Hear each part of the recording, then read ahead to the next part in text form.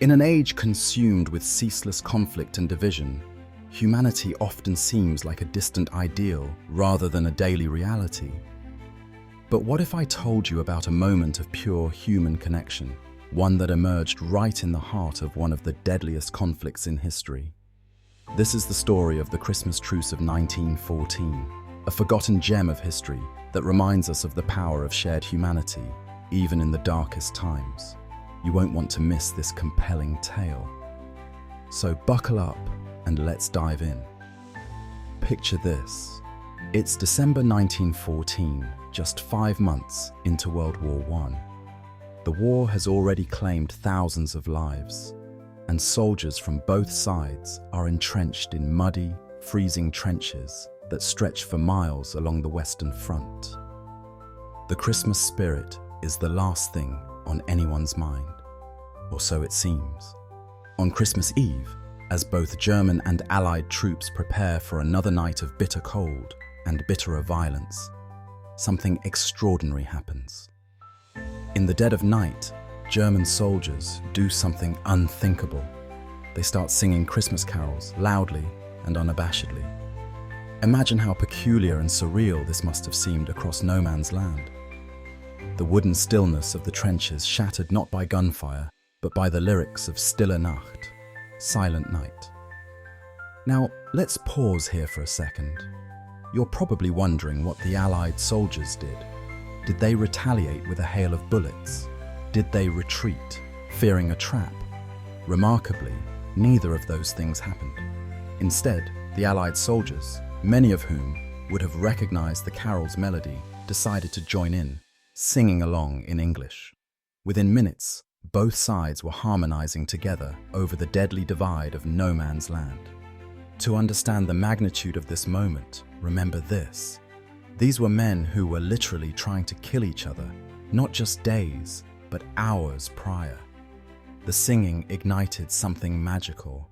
By Christmas morning, soldiers from both sides had begun emerging from their trenches, cautiously at first, waving white flags, or even just holding their hands in the air to show they meant no harm. The unimaginable happened. They met, face to face, right in the heart of the battlefield. No hidden snipers, no orchestrated ambushes, just soldiers, young and old, who wanted nothing more than a reprieve from the carnage. So what did they do during this fragile ceasefire? They didn't just exchange awkward pleasantries or stand around uncertainly. No, they did what humans do best. They shared stories, swapped gifts, sang songs, and, to top it all off, played football. Yes, you heard that right. Men who spoke entirely different languages, who probably couldn't understand a word of each other, communicated through the universal language of sport. There are even accounts of makeshift goals being set up, and soldiers using their helmets as goalposts. Just imagine that. A football game in the middle of a war zone, a fleeting moment where grenades and rifles were replaced by laughter and shouts cheering for a goal. But where were the officers in all this, you might ask? After all, this was a direct defiance of military orders.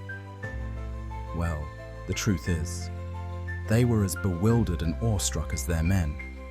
Some grudgingly allowed the truce to continue, perhaps recognizing its symbolic importance. For others, their reluctance was offset by their inability to stop an entire battalion from seeking an hour or two of peace.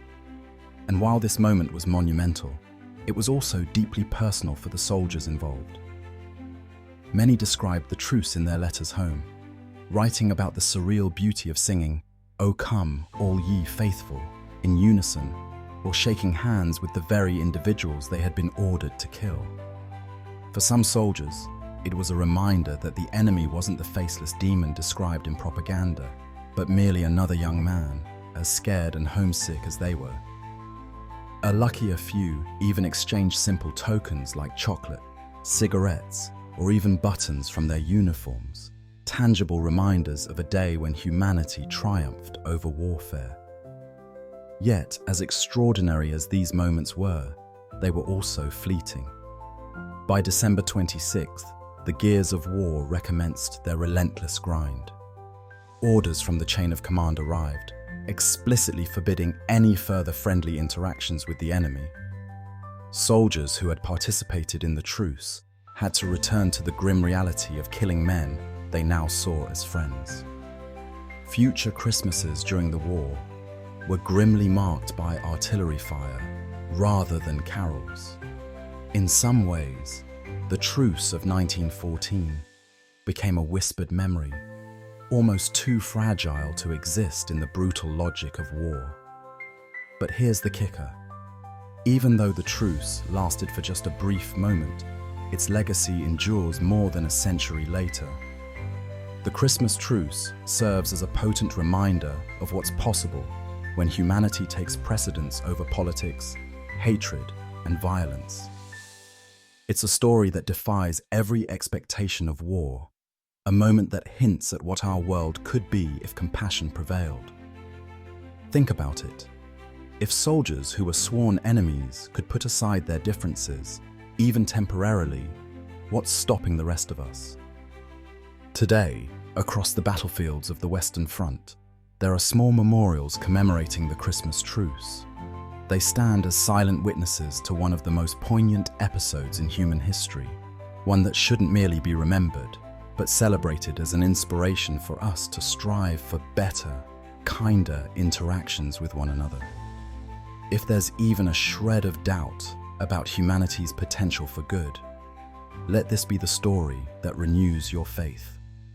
So, the next time you find yourself trapped in a moment of despair or uncertainty about the state of the world, think back to that frosty Christmas day in 1914. Remember how carols replaced cannon fire and football interrupted war, even if just for a fleeting moment. In this small, forgotten story from history lies an invaluable lesson. Even in the most dire of circumstances, humans have an incredible capacity for hope, joy, and connection. And just maybe, it's moments like these we should all strive to create, not just for a day, but for a lifetime. That's it for this episode of Historical Hidden Gems. If you found it as heartwarming as we did, give it a like and share it with someone who could use an uplifting tale today. Stay inspired, and we'll see you in the next episode.